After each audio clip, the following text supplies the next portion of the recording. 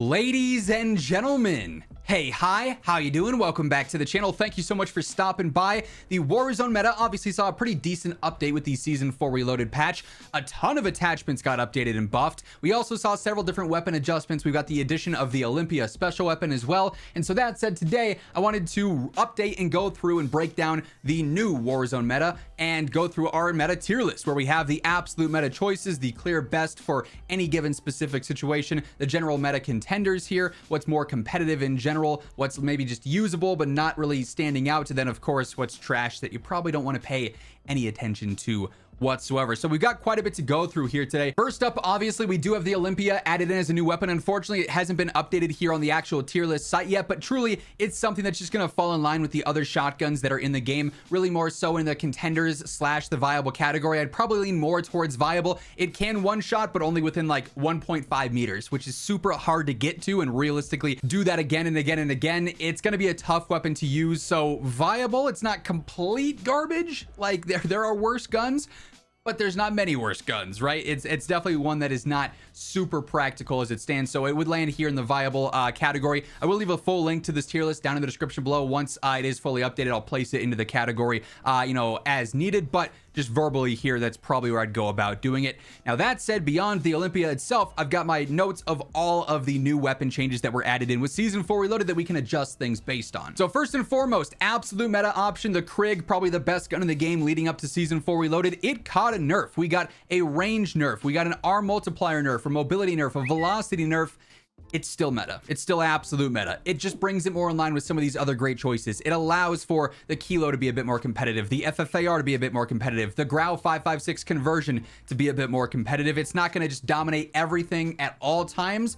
It's still going to be very good, but not the definitive #1 anymore. So it's a slight balance check. It's a decent nerf for what it is, but it's not going to kill it. It's still an absolute meta choice, and I think most people probably still default to it. Now, the base MCW is just more of a mediocre rifle. It'd probably be in the contenders category. It's in the meta category because of the conversion kit, but the base MCW did actually end up getting a range buff, a long damage buff, a headshot nerf, and then a torso nerf though. But it's a decent update. I think it probably would stay in the general contenders category as the base weapon. The aftermarket part, the Jack Raven kit though, still a meta contender for sure. It's really good in its first damage range, but the base gun is going to be slightly better now. Now the STG did also see a pretty significant damage buff and a recoil buff. This is something where it's currently sitting in the contenders category. This is not going to break it, make it super overpowered or anything. I do think it lines it up into just the general meta contender category though. I did just knock down the Kilo into this just because the damage is a little bit lacking compared to some other choices, but I think the STG mirrors the Kilo in a lot of ways, where it's just a really low recoil, easy to use option.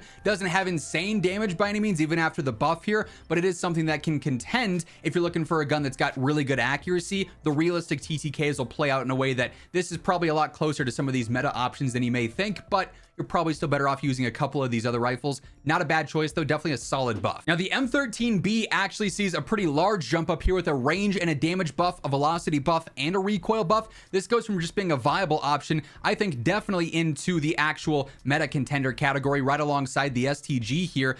For sniper support, the M13B is viable. For long range, it'll be all right. DPM won't be insane, but it's way more usable now, which is a great thing to see. They actually did some interesting updates to the striker that I think are more lateral overall. The first damage range got buffed, so it's further out, but also the mid damage got nerfed, which is a bit unfortunate. It's not going to be as good as it was, but the range will be a little bit better, and it had really good range. So still going to say in like the contender category, mainly a sniper support. Now the Bass P, also in the viable category, really wasn't that fancy beforehand. Gets a damage buff, a headshot multiplier nerf, a torso and a leg multiplier nerf, but then a recoil buff. I think this is one that just jumps up into the more contender category, competitive category, with some of the other basic SMGs that aren't anything too crazy, but you could use it and do all right with it. Now the Shroud, currently a meta contender, it's going to stay here, but it's going to be better. They actually buffed the range on the Decimator kit. That's huge. Don't use the 3-round burst, use the Decimator kit. That's where it's got a crazy good TTK, and with it there, it can compete. It's just going to feel a little bit awkward compared to some other choices, which is why it's limited. It's not absolute meta. Its damage is absolute meta, but its feel, its behavior is not. So it's a little bit limited there, but still a fantastic choice. And by the way, as we're going through all the weapon updates, the balancing here, if you guys enjoy the video, you find the info helpful, a like rating is always seriously appreciated. And if you're new to the channel, channel, you want to ensure that each and every single day you are in the know for all things going on in COD. Be sure to hit that subscribe button, turn on those post notifications. Each and every day we're getting closer and closer to hitting 1 million subs. Now the WAZNEV, also sitting in the viable category, saw some buffs to its damage, its range. It did get a headshot and a torso multiplier nerf, but then also a recoil buff as well. Again, this is one that I think just jumps more so into the competitive category. Not going to be anything too crazy,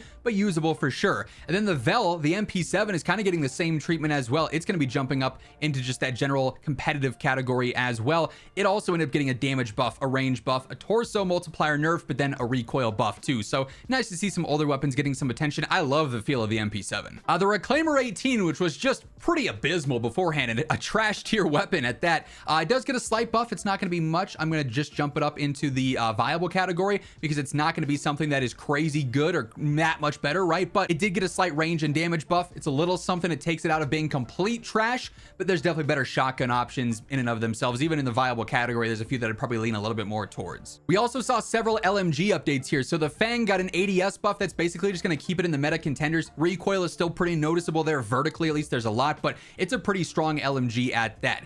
We also saw an update to the XMG, which I'm really curious with because I think this is going to allow players to use this more effectively. Ended up getting a headshot and a torso multiplier buff, an ADS buff, and a sprint to fire buff. So the damage is a little bit better and it's a little bit more aggressive now. It's also super easy to use. This is one that is definitely on the up and up. It's not quite in that absolute meta category yet, but it's one that is definitely getting closer by the day. The GPMG and the PU21 also basically got the same updates, torso buff and then also ADS speed buffs.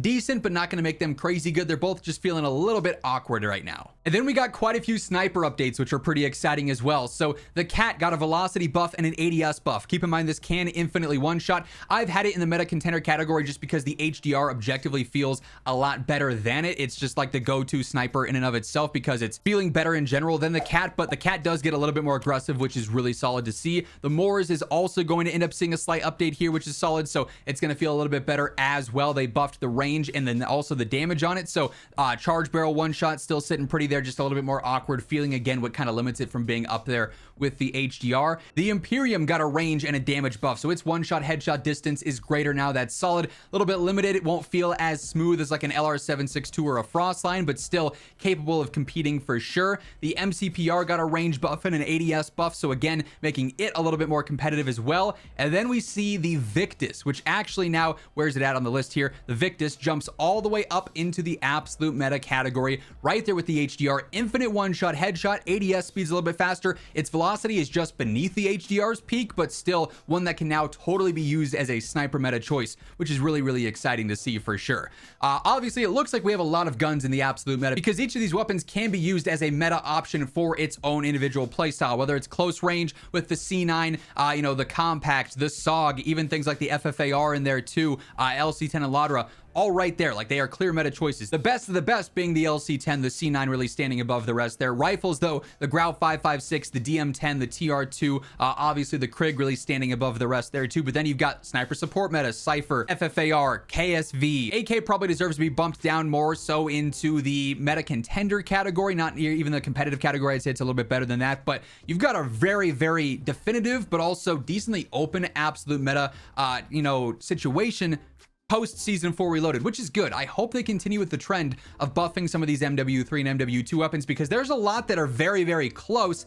They're just not quite there yet, but I think that time hopefully is coming. As it stands though, that's really what you want to look out for here in the meta. If you want specific loadouts for a lot of these main absolute meta choices, we just posted a top 10. I'll have plenty of other videos coming in the next few days and weeks breaking down individualized meta niches, specific weapons, so stay tuned for all that by hitting that subscribe button. And if you enjoyed this video, a like rating on your way out would be really appreciated. But once again, thank you so much for tuning in, and until next time, take it easy, have an awesome rest of your day, and I'll catch you later. Peace out.